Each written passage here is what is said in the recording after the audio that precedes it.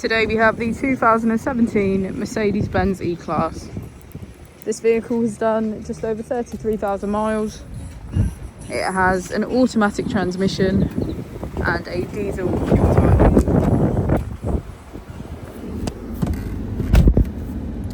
To the left of our steering wheel we have cruise control as a feature, as well as hands-free calling and voice control. On the right we have automatic headlights. Moving on to our screen, we can access our vehicle settings, smartphone integration, media, radio,